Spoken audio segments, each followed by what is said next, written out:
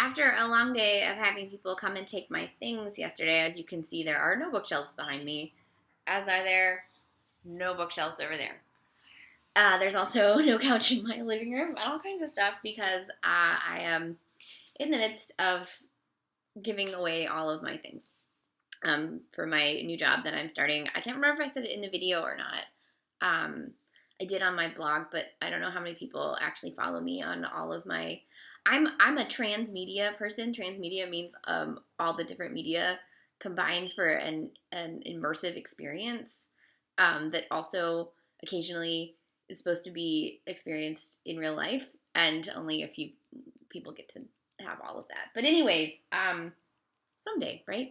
I think I said this, but I don't know. In case I didn't, my blog's sort of on a hiatus, and my vlogging and everything is all on hiatus with occasional film watchings because I am packing up my apartment in Los Angeles and moving to Atlanta to start working at Turner Classic Movies.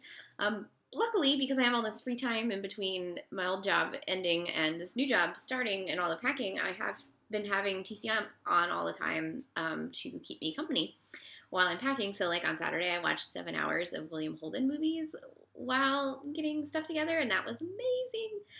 But mostly I'm rewatching things because I'm kind of finding the joy in the rewatch. I rewatched a bunch of Jean Harlow for her birthday. Oh, I love Jean Harlow.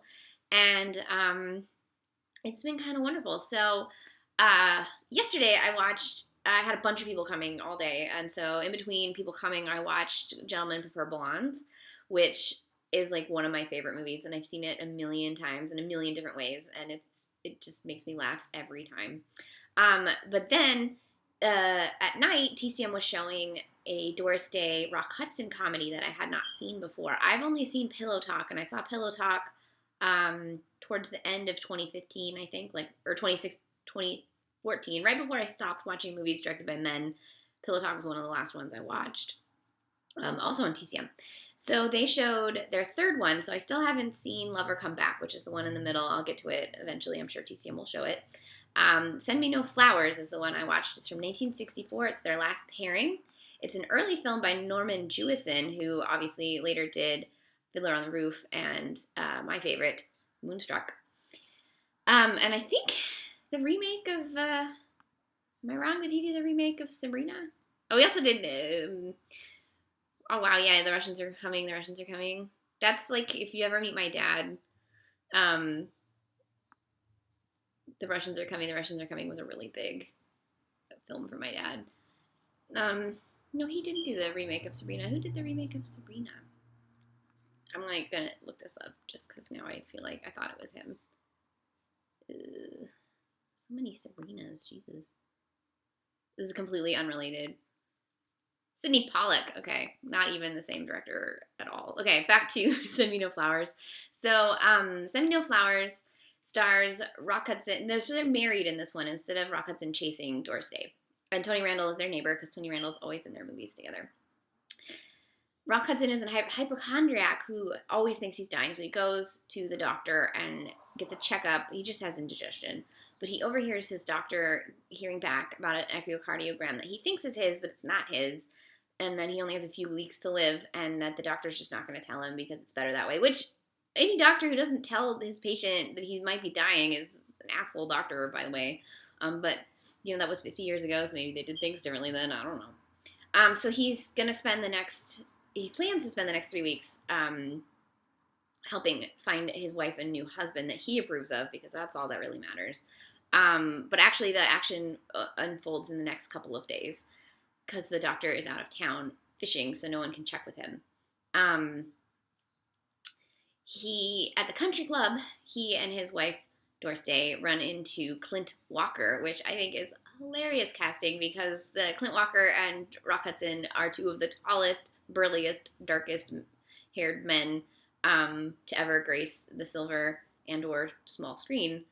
Clint Walker, obviously, most known for, I believe it was MGM that made his TV show. Let's see. Cheyenne. Is it MGM?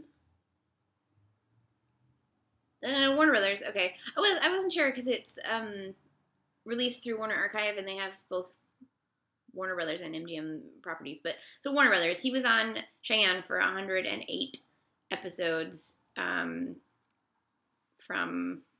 1955 to 1963. So this is right after Cheyenne ended, and he was on. He's still alive, by the way, Clint Walker. So he decides to like shove his wife into Clint Walker's hands. He's sort of playing a caricature of himself, like this, swaggering cowboy, always wearing boots thing. And there's a great visual gag that's similar to a visual gag in Pillow Talk, where this super tall dude is in this super tiny sports car, and it's quite funny. Even if it is a recycled joke, it's still quite funny. This movie made almost $10 million at the box office. It was a huge hit.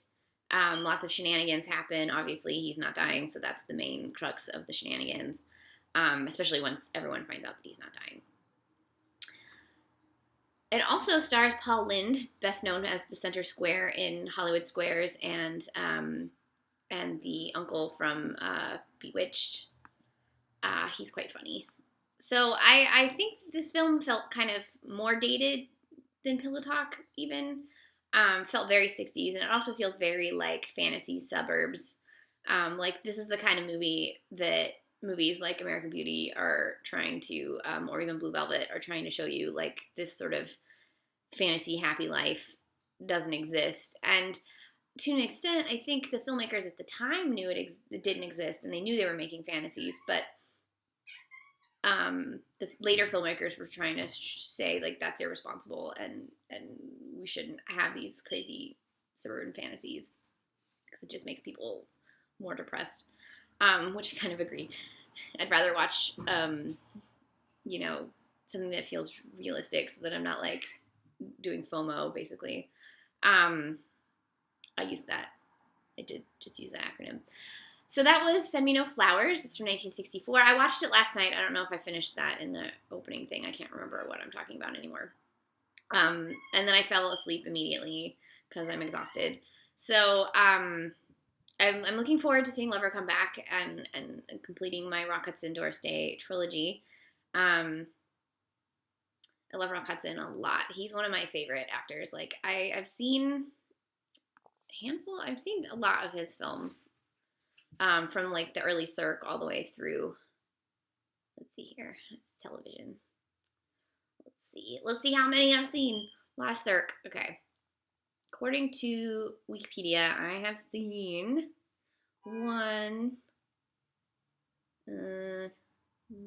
2. Because not a lot of his early westerns. 3, 4. 5, oh my god, giant. 5, 6, 7, 8, 9. Come September is really good. 10, 11, 12, 13 Seconds is really good. 14, 15. Pretty Maids all in a row is really weird. Really weird. I guess I've seen about 15 of his films. But every time I see him in a movie, I just, like, can't believe he exists. And I'm so grateful that we got him in all those movies, because he's so beautiful and so talented and so funny, so charming. I'm not the biggest Doris Day fan. I don't hate her, but I don't particularly care for her either. But I do enjoy most of the films that she's made, not necessarily for her. Yeah, so this was 1964's Send Me No Flowers, directed by Norman Jewison, and I don't know how many more movies I'm going to be watching for the next several weeks, one here or there probably, but once I get to Georgia, I'll do like maybe do a video, like spin around of where I've landed. We'll see.